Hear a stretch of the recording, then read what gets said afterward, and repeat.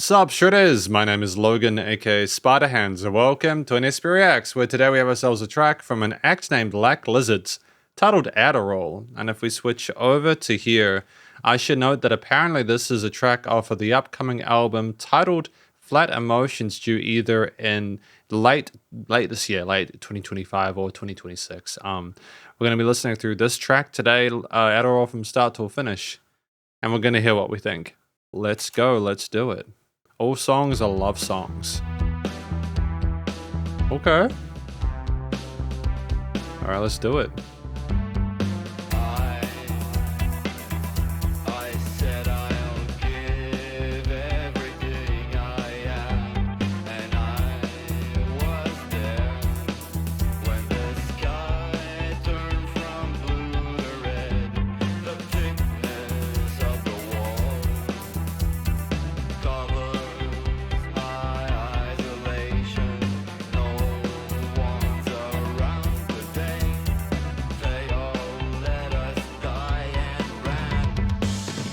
I mean, it's well fleshed out with the drum fills and everything else.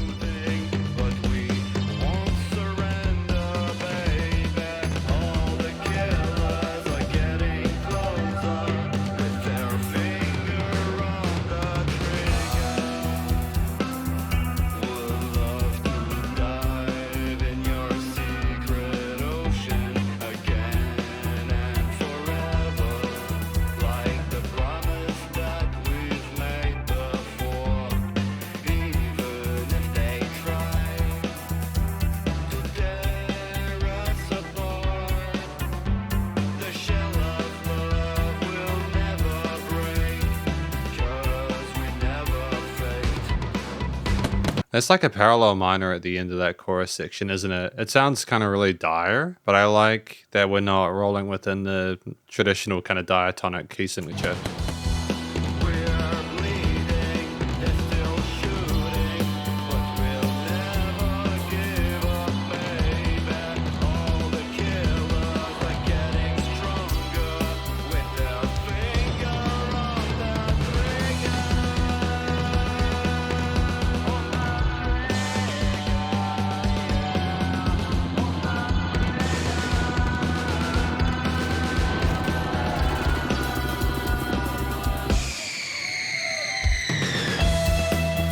It's great.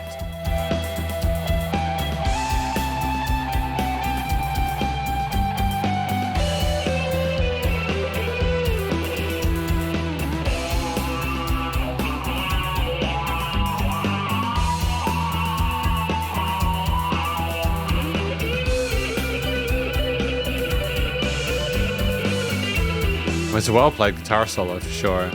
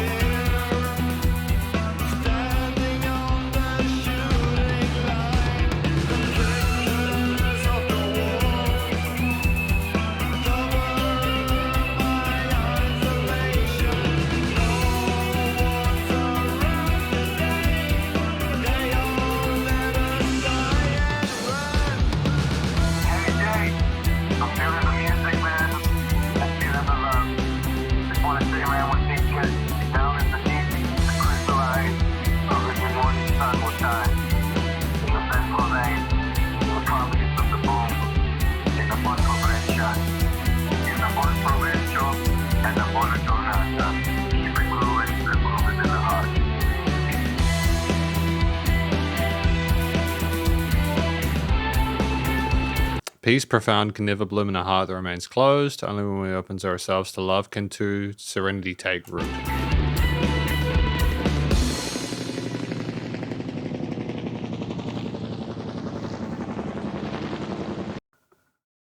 Interesting. We're going to talk about this track more in the conclusion.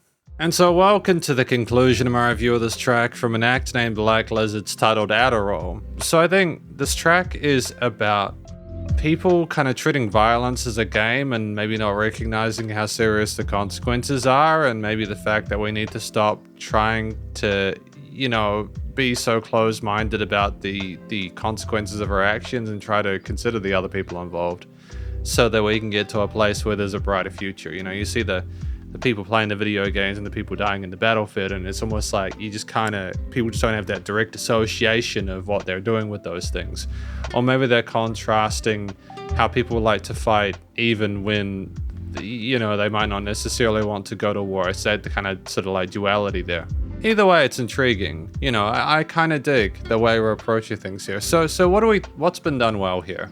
I think that the song was sung almost like someone was crying out and really desperate for people to sort of like hear their sort of thought process on this. And I think that the story is told well. And like the distorted kind of radio filterish kind of way of producing it kind of makes it seem like a call out of a radio siren across the world for peace and love to kind of come through. And I kind of like that. I think that's a really interesting sort of design choice. But it kind of makes sense considering the subject matter that we're discussing here. And I think that that's a good idea. So ultimately, I feel like the vocals were handled well. Like we were comfortable in our range and the most of the notes came through clearly and everything like that, as well as the words. But it's just also the production choices there which may kind of like lift it up. Like we're addicted to violence and we just need to try and find a way to get off of that. It's a song which has an interesting kind of like a chord progression within a hook line as well. So I think the second one will be the theme. There's an inherent catchiness to the way the arpeggios of the different sort of like chordal elements there. They're played in a way which is very satisfying. Bom, bom, bom, bom, bom, bom, bom, bom, bom, bom, bom, bom, but we never resolve because there's that parallel minor there at the end of each time. And it's just very kind of severe at face value. But like, it's almost like when you modulate it back up, it sort of weirdly sweetens it. Like at the very least, it matches the severity of the subject matter we're discussing. And I think if you had made it the normal kind of major chord there, it might have just sounded a bit generic. So they're deliberately trying to do something or kind of poke at the listener a little bit and give them something a little bit sort of unorthodox in order to keep their attention. I mean, like there's other interesting design decisions there, like the way that things are panned there, the kind of resonance of the hi-hats on one side there, the kind of misty sort of like industrial tones of the kind of faded layers of the guitars and the rotary reverb on those. Like it's a very sort of grungy layer, but it also has these synth layers which kind of make it very sort of like 80s-ish sort of synthwave-ish there. And it kind of presents a dystopia that we're discussing both in the music video and the lyrics, where we're trying to find a solution and it's just difficult. But there is a sweetness again with the coloration of those mid to upper range pads there. And I like how they kind of soften some of the harder elements of some of the guitar bits, or like the plucked parts. Like there's some sort of sharpish kind of plucked elements that, again, they're a very sort of interesting tone. But it was great to have that guitar solo though, as well, in that sort of like midsection there. I think it was fantastic having an alternate lead there, that we felt comfortable with having enough of the vocals there to sort of allow ourselves to have a different lead.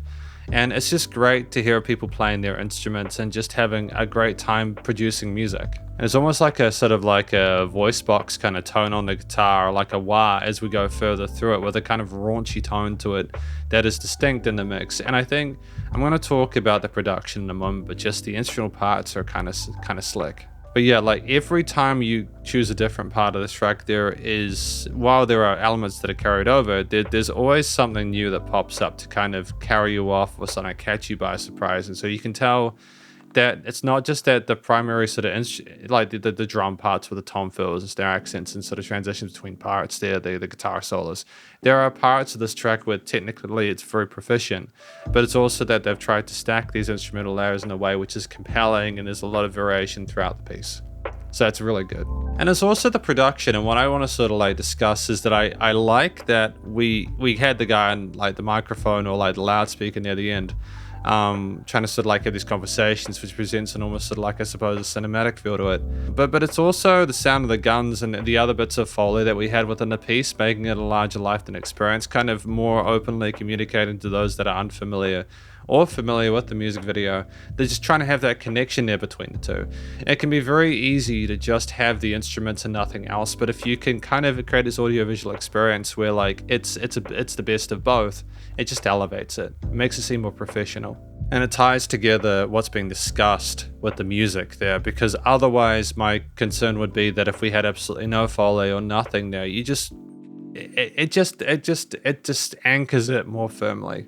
I mean, like, there are some decisions, like, as I mentioned, the position of the hi-hat could have potentially have been, like, lowered 0.5 dB in the mix, maybe just make it a bit more sort of, like, subtle, but at the same time, maybe they wanted you to bring over there.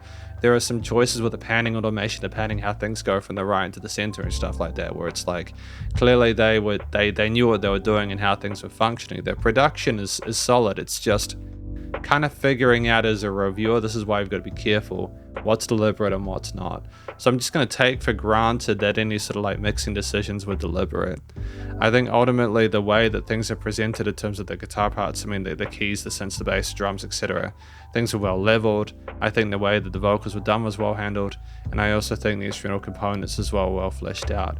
And there was enough variety to keep the 3.5 minutes there really compelling. So ultimately, thank you for watching my review of this track from an act named Black Lizards, titled Adderall, off of the upcoming Flat Emotions album, and hopefully you enjoyed it. If you did, please do go show them some love via their various social medias and the YouTube page, and stay cool and stay safe, and please remember to support your local musicians and artists at this point in time, as I need the help more than ever with the crazy stuff going on in the world, and I will catch you in the next SP Reacts.